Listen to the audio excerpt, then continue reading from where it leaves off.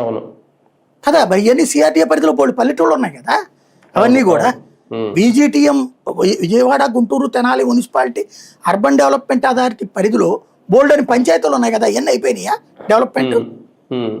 మరి ఎట్లా కౌంట్ అవుతుంది సిఆర్టీఏ పరిధి అంటే? అక్కడ అప్పుడు అమరావతిలో ఉన్నట్టు అని వాళ్ళకాళ్ళు ఫీల్ అవ్వాలి, కానీ అమరావతిలో ఉంచరు. ఇది సమస్య. కానీ ఒకటి సార్, ఒక కీలక ప్రకటన చేసినప్పుడు సోషల్ మీడియా చాలా కీలక పాత్ర పోషిస్తుంది.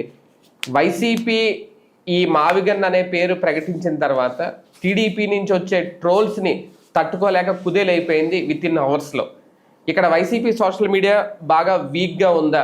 ఇప్పుడు ఒకరోజు గ్యాప్ ఇచ్చిన తర్వాత ఈరోజు సాక్షి పేపర్లో మావిగన్ గురించి బ్యానర్ ఐటమ్ ఈ రోజు రాశారు, నిన్న రాసే ధైర్యం కూడా చేయలేకపోయారు. ఎక్కడ ఫ్లో పోతుంది అక్కడ? బేసిక్గా ఒకటే, పాలసీ డెసిషన్స్ సందర్భంలో సహజంగా ఉంటుంది ఎదురుదాడి. ఇప్పుడు రాష్ట్ర విభజన సందర్భంలో తెలుగుదేశాన్ని విపరీతంగా ట్రోల్ చేయలేదా? 2 కళ్ళు అయింది అన్నట్టు. మరి అదే తెలుగుదేశం అధికారంలోకి వచ్చిందే. మామూలుగా అసలు ఆ రోజునైతే కాంగ్రెస్ వాళ్ళు హైయెస్ట్, బీఆర్ఎస్ వాళ్ళు సూపర్ ఫాస్ట్ కదా, వాళ్లే కదా ట్రోల్ చేసింది విపరీతంగా. కానీ తెలుగుదేశం అధికారంలోకి వచ్చిందే, కాంగ్రెస్ సర్వనాశనం అయిందే. బీఆర్ఎస్ కోరుకున్నట్టు ఇప్పుడు ఆంధ్రప్రదేశ్లో కూడా ఏం కాలేదుగా అప్పుడు.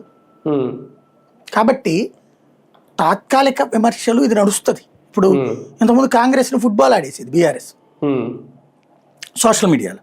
కాంగ్రెస్కి అసలు పెద్దగా ఉండేది కదా సోషల్ మీడియాలో, కానీ గెలుపు కాంగ్రెస్కి వచ్చింది కదా.